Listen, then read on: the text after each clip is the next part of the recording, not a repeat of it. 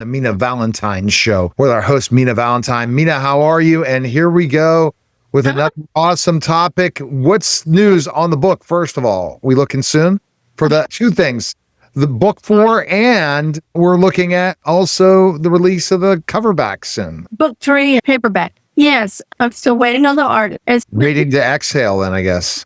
Yeah, this will be the end because we will replace cover artists with AI. All right, our topic today's writing reluctant hero. Fall for broken man in America. No. On this episode of the Mina Valentin Show, Mina and Neil will explore one of historical romance's most irresistible archetypes, the reluctant hero. Whether he's emotionally wounded, duty-bound, or emotionally unavailable, Mina breaks down why these complex men make readers swoon. Why exactly is a reluctant hero, and why do readers fall so hard for the reluctant hero is a person that is a good person and has all the qualities of a hero, but he is, quote unquote, reluctant for a number of reasons. They could be because he doesn't feel like he needs to get involved. He feels inadequate. He's got demons, and every woman likes it with demons, right? So they can fix them. What a joke. But they have internal conflict. They're sometimes forced into heroism. If you remember the movies with Bruce Willis, he didn't really want to be a hero, but he had to be. What was the name of that movie where he Die Hard? Thank you very much. Yes. And then let's see, there's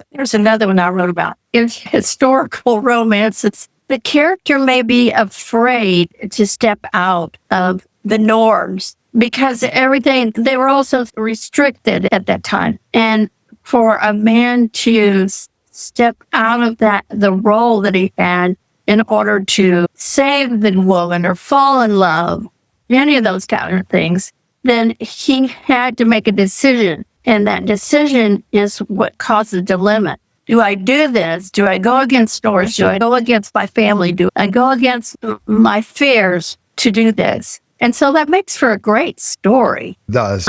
It makes for a great story. And then if you look at the characters, like internal conflicts, they have some doubts or they're afraid. In my character in the third book that we were just talking about earlier before we went on air, John, he loves Stevie. He adores her. He has fallen in love with her before he ever even met her. And seeing her just reinforced his feelings for her. But he killed his father. And that is the worst thing you can. And so he feels, I can't bring her into this. It would not be fair to her. And so he just leaves. He disappears. And she's devastated. She searches for him for a while, and then this is the way it's going to be. And then the rest of the story goes on. And then there's people like, they feel like they have obligations. And so their obligations hold them back from falling in love with Fred. In book 2, Marquis meets his match. Margaret adores him. He likes, but he has obligations, and he's not ready to settle down. He still wants to go to the men's clubs and do all that sort of thing, but she just will not give up. And so he thinks he's going to scare her into leaving him alone. And what happens is he falls in love with her. And there's a lot of other things that are going on in book 2. But that's just one little bit of it. It's a great book. It's really good.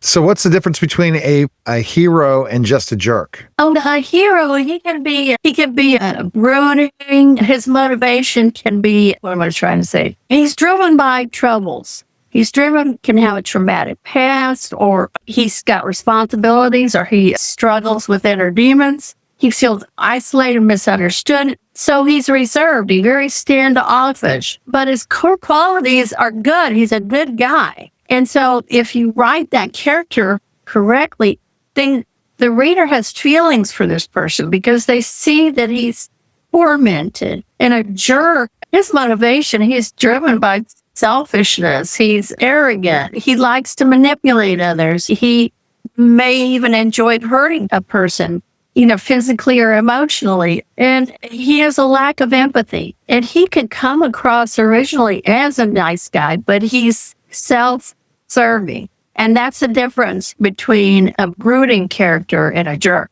All right. How do you build a believable emotional arc for a guarded man learning to love? Now, that's a little more difficult, I think. The main thing is to be able to have an equal amount of the brooding or the concern or the fear or whatever it is, and balance that with the fact that he's a good person. And that's difficult. What you see sometimes in these historical novels is like the soldier that comes back and he's seen a lot of death. He was in Europe, fought against France, and seen a lot of death. He is wounded on the inside, or he may even have physical scars that he doesn't want anybody to see. And so to have a woman that he cares about, but he's afraid, there's so much torment in his head.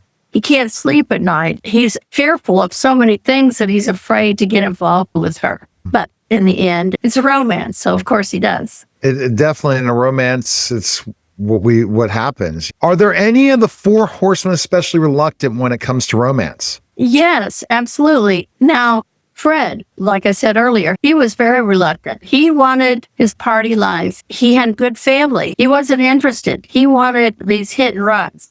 That's what he liked. And then Margaret comes along and she loves him. And she's loved him since she was a little girl.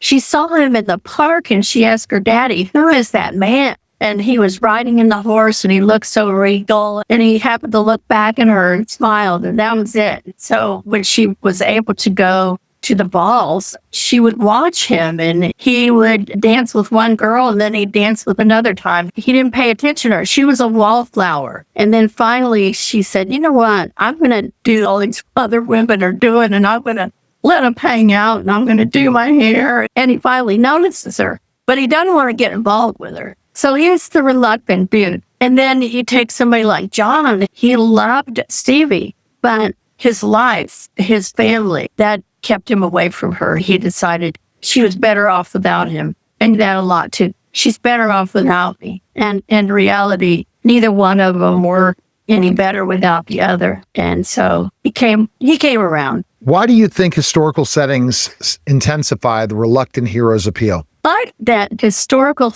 setting, to see the norms, the restrictions, the definitions of how they're supposed to act and what they're supposed to do. I think that's intriguing to the romance reader to see. And in a way, I think a lot of readers go, I'm so glad that I really don't live in that era, but it's fascinating to see that everyone was so restricted by these ridiculous norms.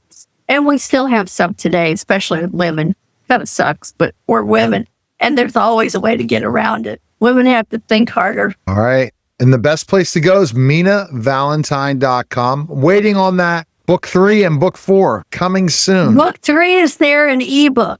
It is there in ebook. But the paperback cover has not come out yet. And I'm so sorry, readers. I'm sorry, but it will be. I promise. I love you all. Coming to a theater near you. Appreciate it, Mina. Thanks again. Thank you. Have a good weekend. You too. That was special simulcast Neil Haley Show on the Mina Valentin Show, guys. Take care.